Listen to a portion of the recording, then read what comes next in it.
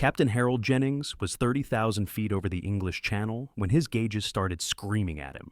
His fuel reserves were dropping faster than they should. His left engine was running hot, and somewhere over France, 300 Allied bombers were counting on him and his squadron to keep the Luftwaffe off their backs. In desperation, he did something no flight manual would ever recommend. He started playing with his throttle settings in a way that defied every principle of symmetric flight.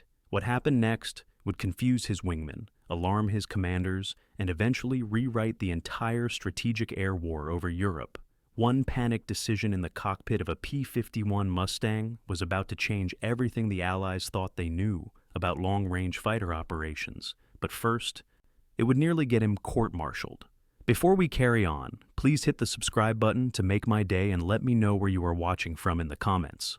The morning of October 14th, 1943, began like so many others at the 8th Air Force Base in Debden, England. The fog rolled across the airfield in thick sheets, turning the rows of parked fighters into ghost shapes in the pre-dawn darkness.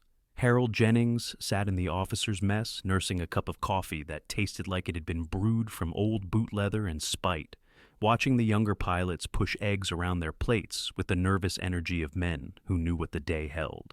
He was 29 years old, which made him practically ancient by fighter pilot standards, and he had the face to prove it, lean and weathered, with lines around his eyes that came from squinting into the sun at 25,000 feet and watching too many friends spin down in flames.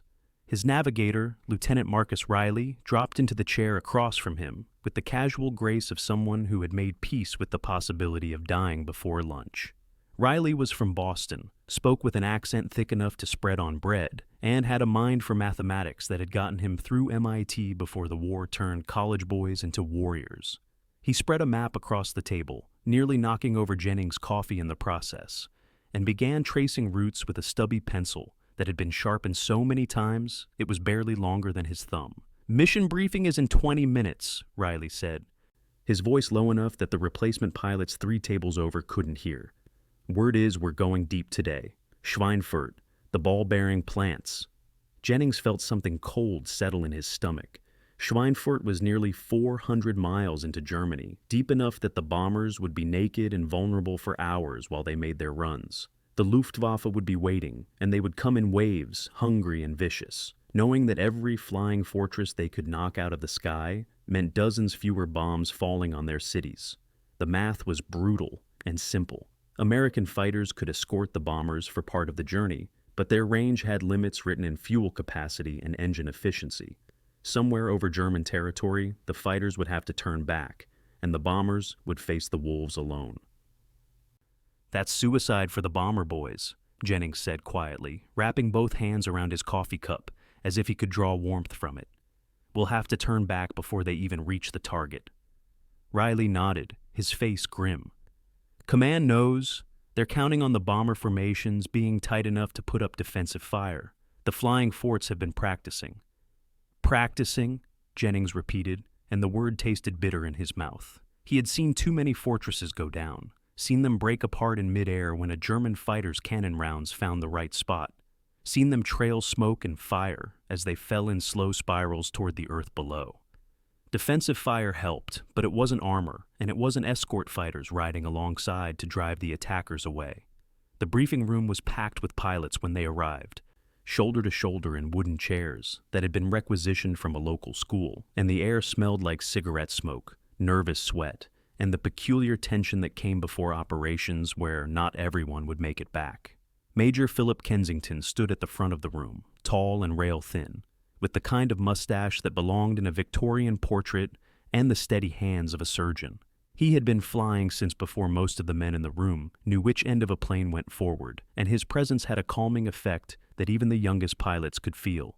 Kensington didn't waste time with pleasantries. He pulled down a map that showed the route from England to Schweinfurt in a red line that cut deep into the heart of Germany, and Jennings felt every pilot in the room lean forward slightly, calculating distances and fuel consumption in their heads with the automatic precision that came from doing it so many times it became instinct. "Gentlemen, today we're providing escort for the largest daylight bombing raid of the war," Kensington began, his voice carrying easily to the back of the room. 300 B-17s are going to hit the ball-bearing factories at Schweinfurt.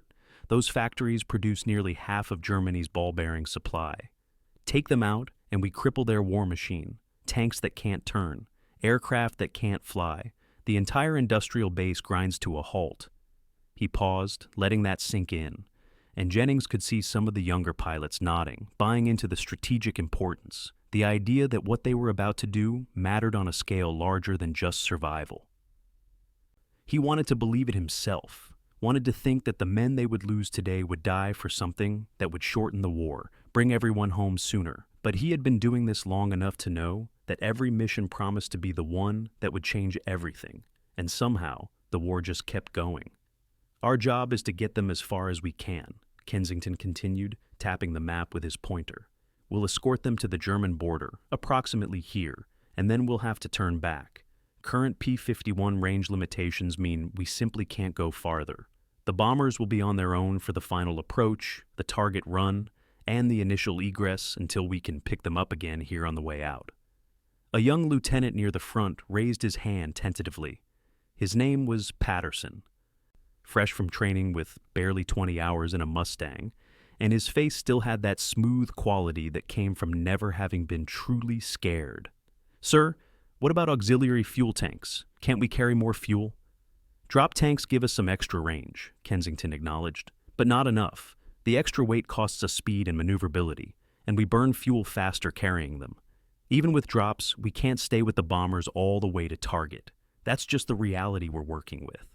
The room fell silent, and Jennings could feel the weight of that reality settling over everyone like a wet blanket. The P-51 Mustang was the best fighter plane the Americans had, fast and agile with enough firepower to make German pilots think twice, but it couldn't defy physics. Fuel burned at a certain rate. Engines consumed gasoline in proportion to power output, and when the tanks ran dry, you either turned back or you went down. Kensington continued with the tactical details, call signs and radio frequencies, rendezvous points, and contingency plans.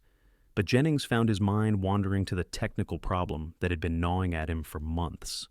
There had to be a way to extend range, some inefficiency in how they operated the aircraft that could be corrected, some overlooked factor that would give them those extra miles they desperately needed. He thought about engine performance curves, about the relationship between throttle setting and fuel consumption, about all the variables that went into keeping a 3-ton fighter aloft at altitude.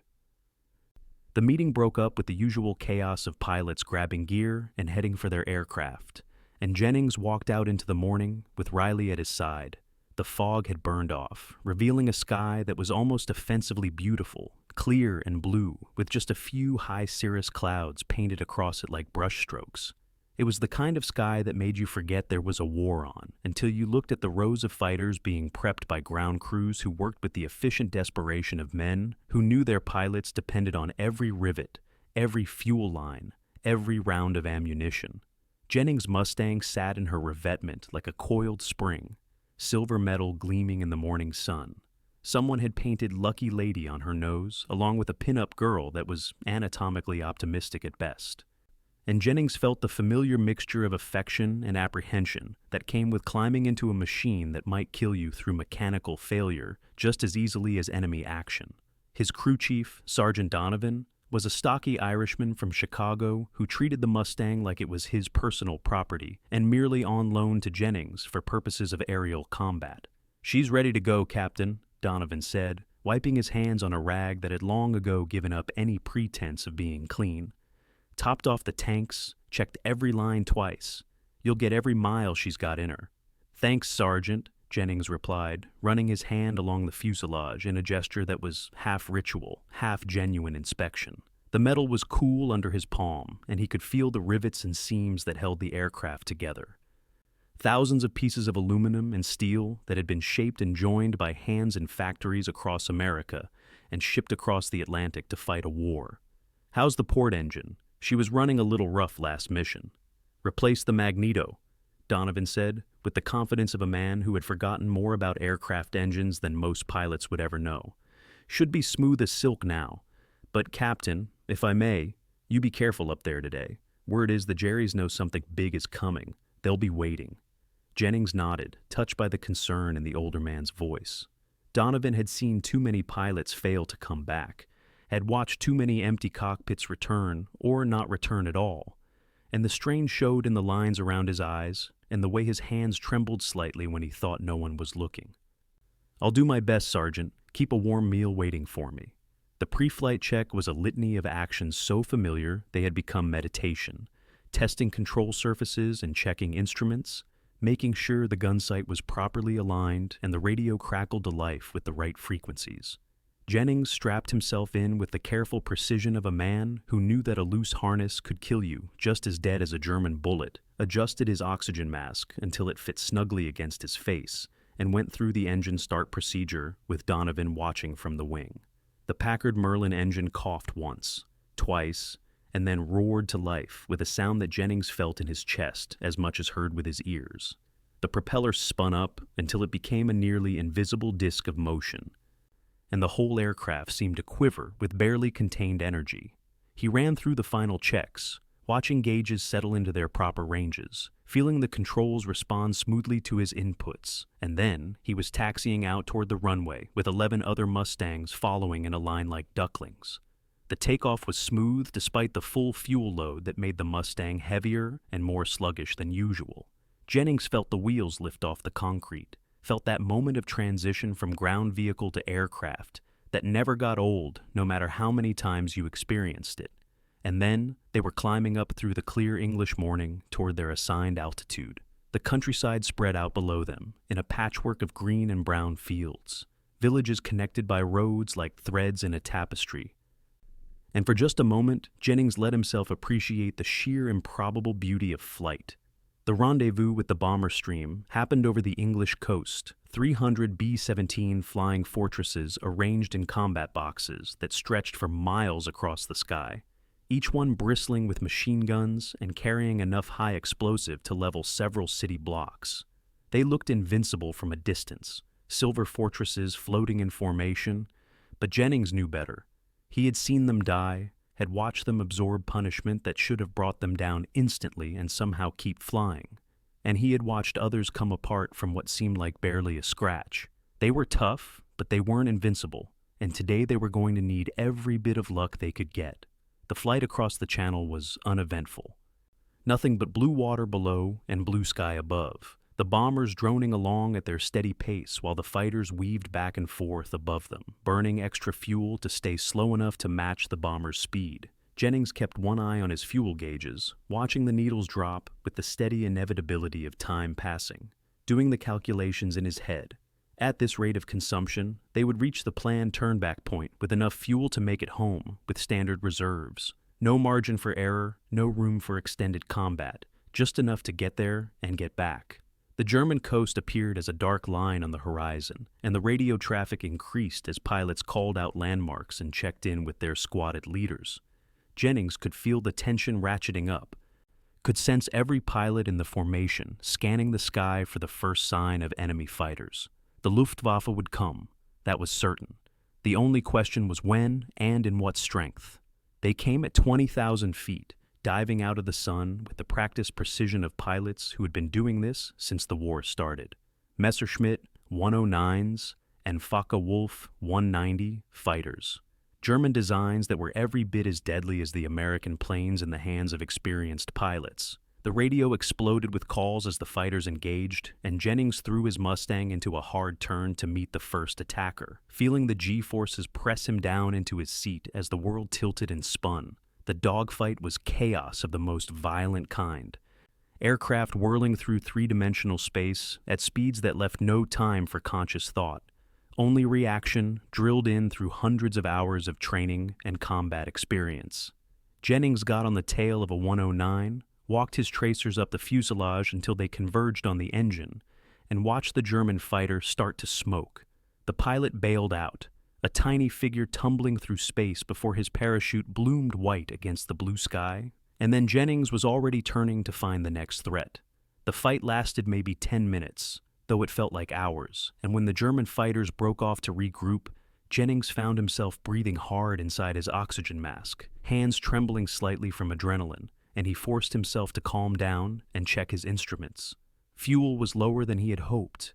The hard maneuvering of combat burned gas at a prodigious rate, but they were still within acceptable limits. Barely.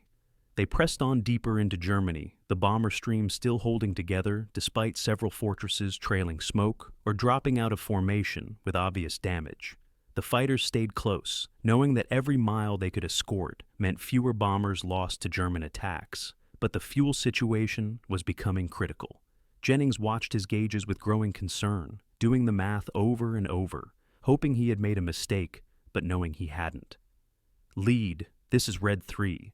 Riley's voice came over the radio, tight with controlled worry. "I'm showing lower fuel than expected. Something's off." Jennings checked his own gauges again and felt his stomach drop.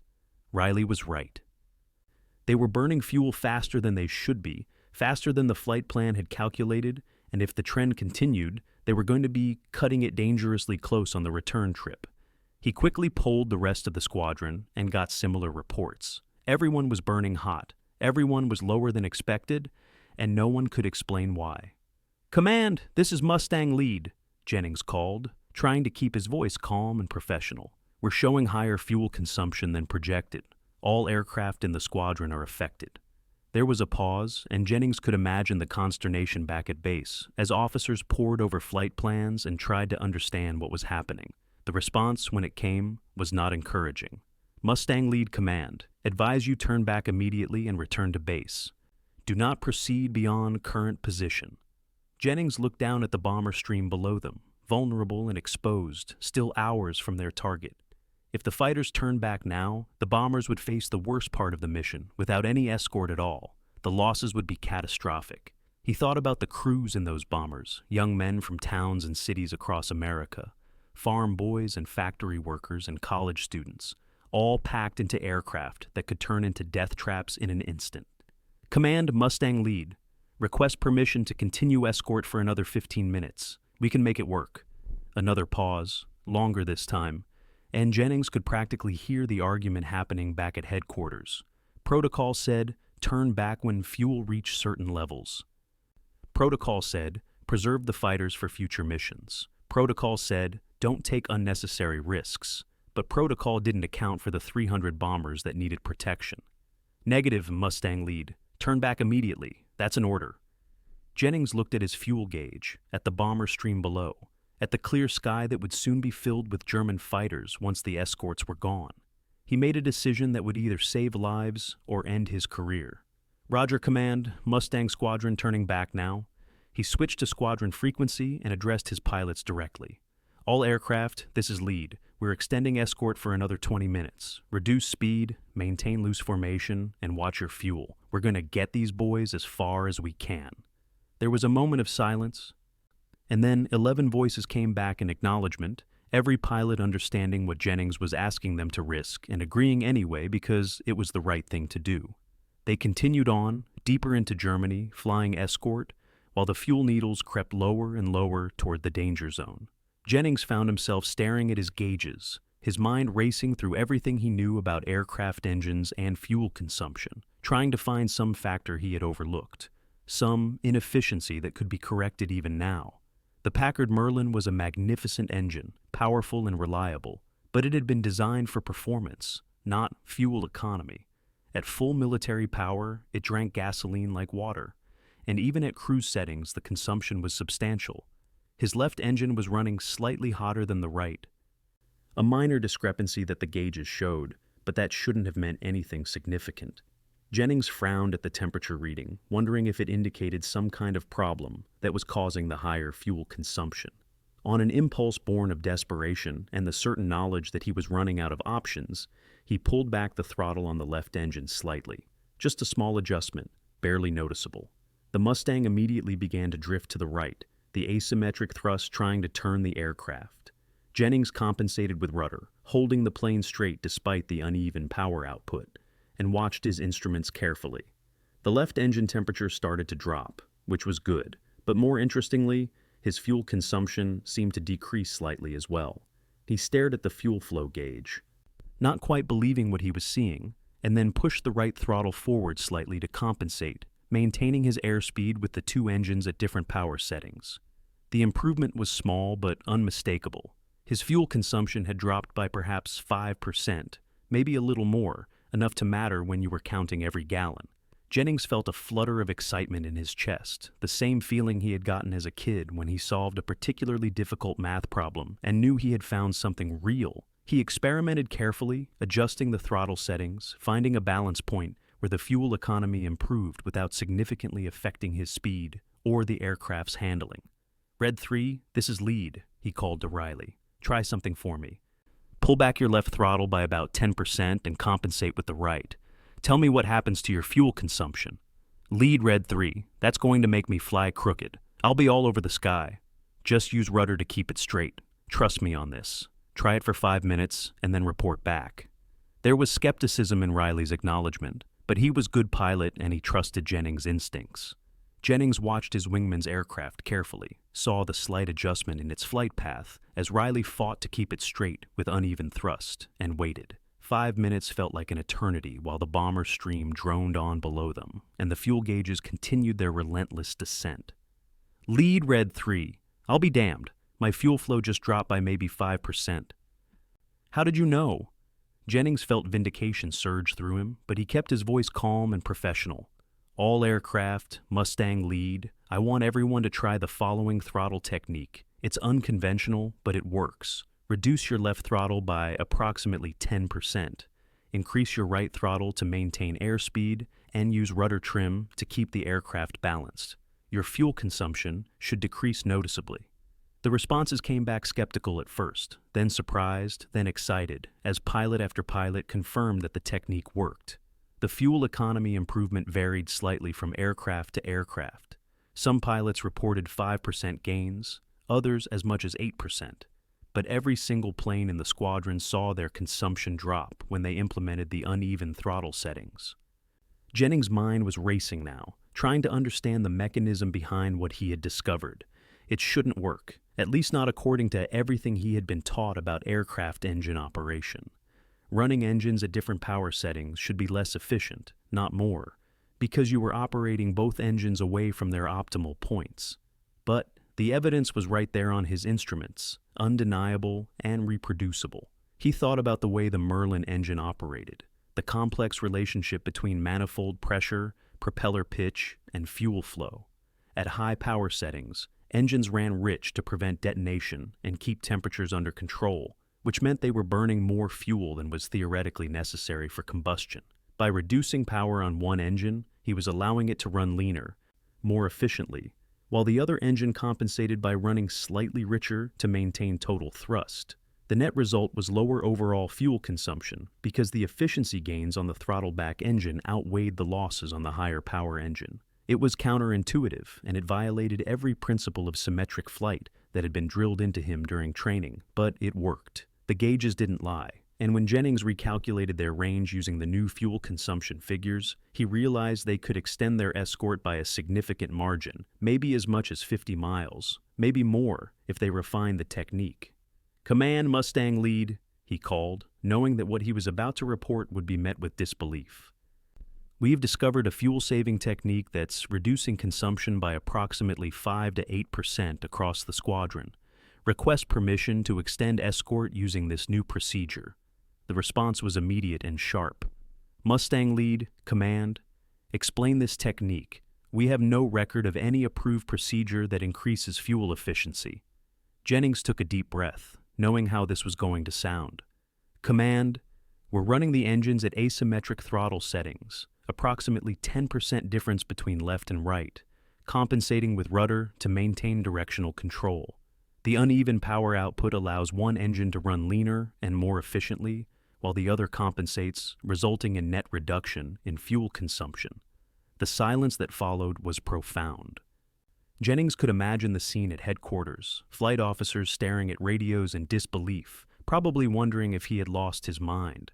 Asymmetric thrust was something you dealt with in emergencies, when one engine failed or was damaged, not something you deliberately induced to save fuel. It was dangerous, it was unconventional, and it violated every standard operating procedure in the book. "Mustang lead, command. Negative on extending escort. That technique has not been approved and could be dangerous. Return to base immediately and be prepared to explain your actions to the group commander."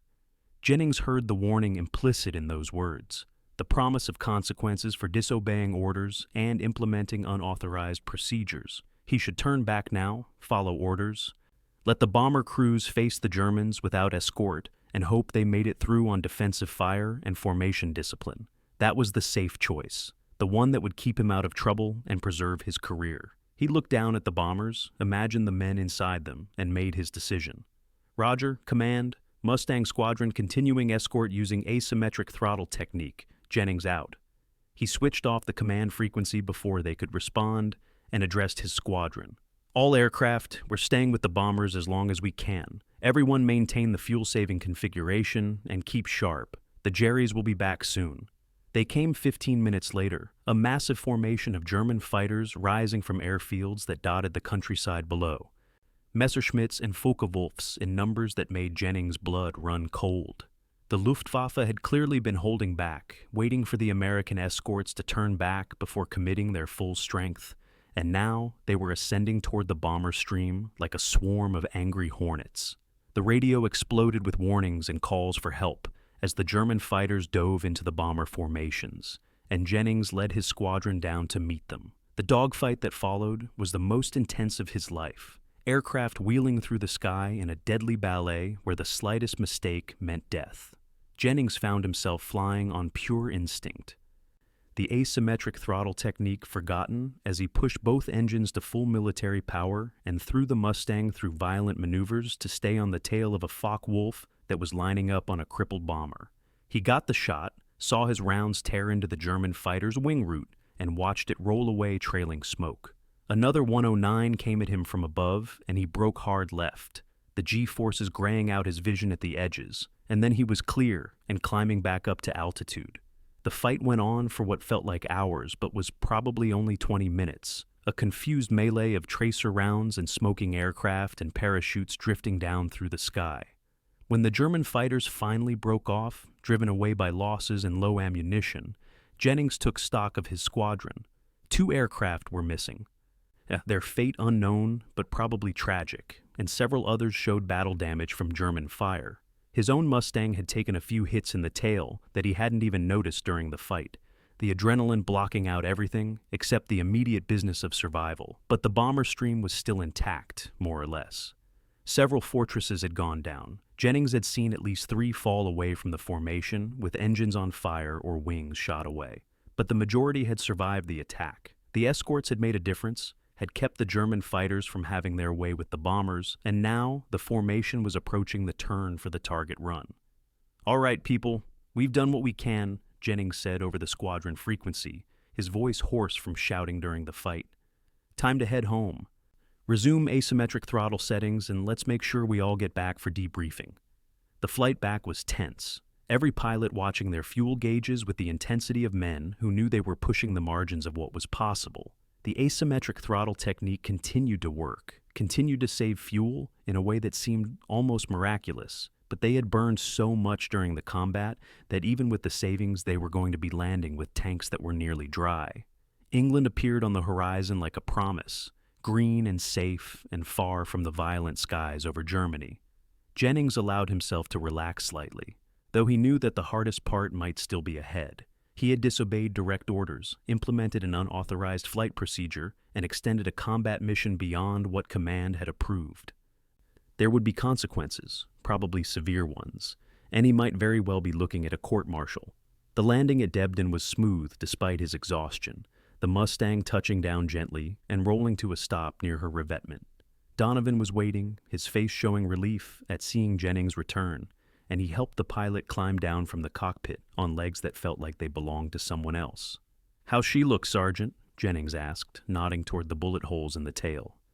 "Nothing we can't patch up, Captain," Donovan replied, already inspecting the damage with a professional eye. "But, sir, Major Kensington wants to see you in his office immediately. He didn't look happy."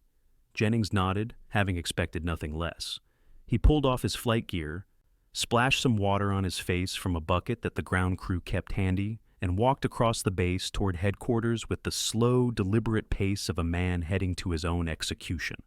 The other pilots watched him go, their faces showing a mixture of respect and concern, and no one tried to stop him or offer false comfort. Major Kensington's office was in a Quonset hut, that had seen better days, the metal walls adorned with maps and mission boards and photographs of pilots who hadn't made it back. Kensington sat behind a desk that was covered with papers and looked up when Jennings entered, his expression unreadable. "Captain Jennings," Kensington said, his voice carefully neutral. "I understand you disobeyed direct orders today." "Yes, sir," Jennings replied, standing at attention because it seemed like the appropriate thing to do. "I extended the escort mission beyond the approved turnback point and implemented an unauthorized flight procedure."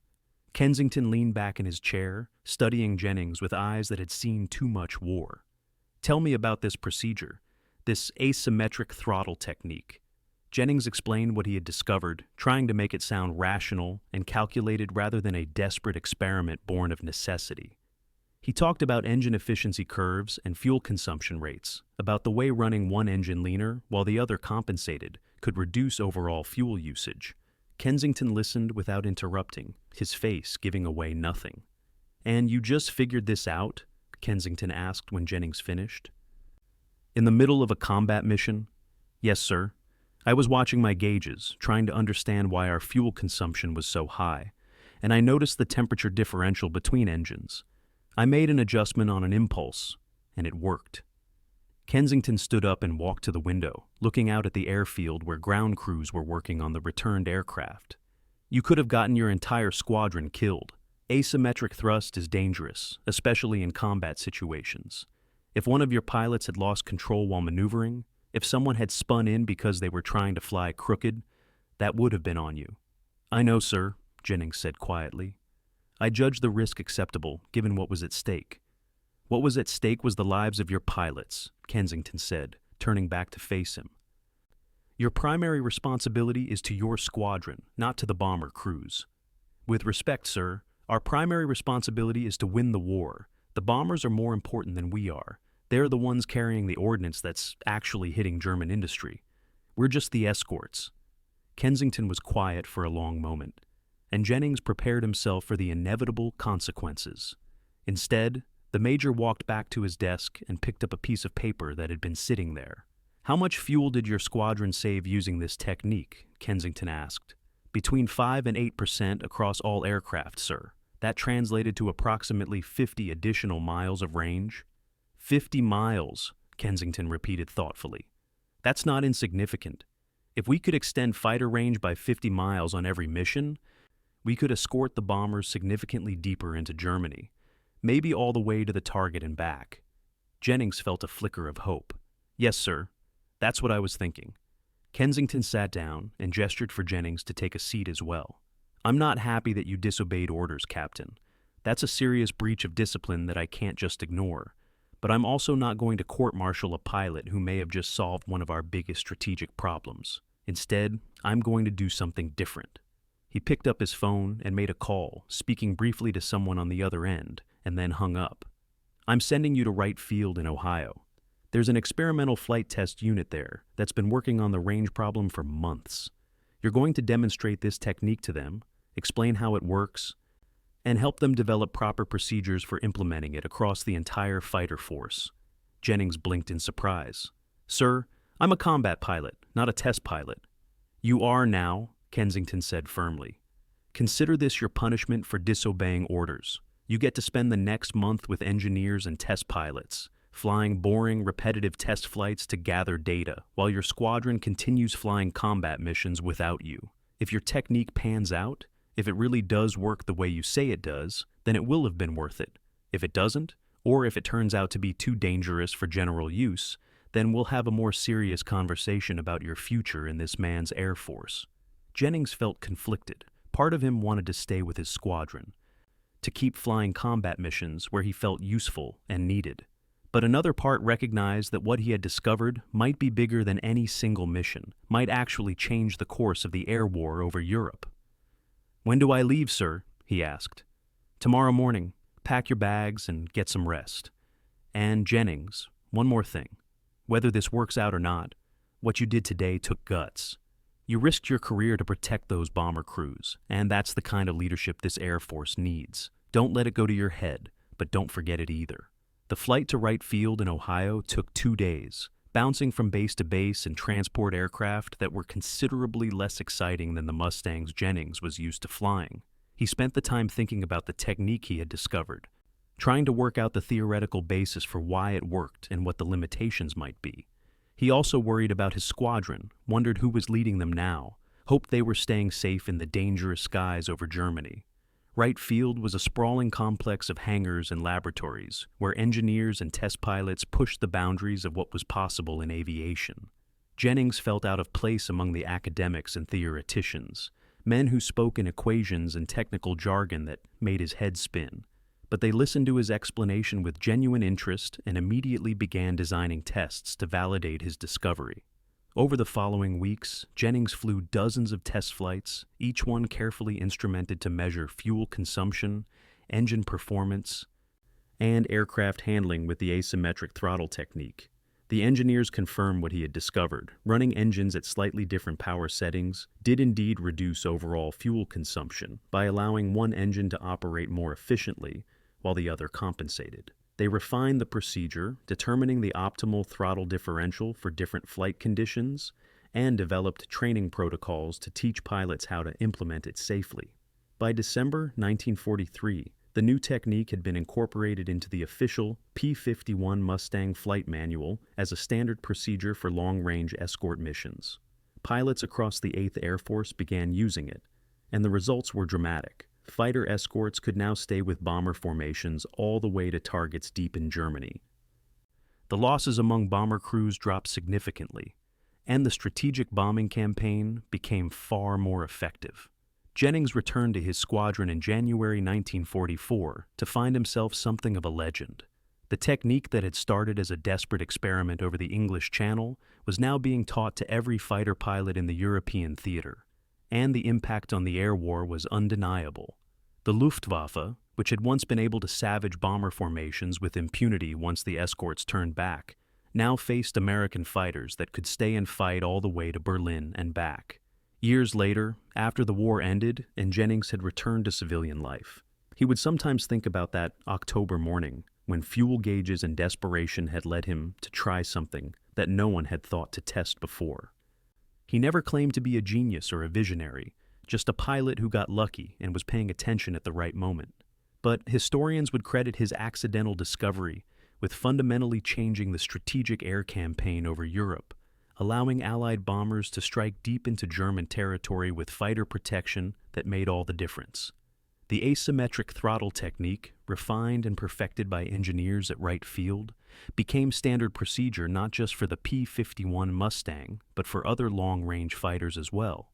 It added those crucial extra miles that transformed tactical fighters into strategic escorts, and in doing so, helped bring the war to a faster conclusion. Sometimes the most important discoveries come not from careful planning or brilliant design, but from a tired pilot watching his fuel gauges and being willing to try something different when everything else had failed.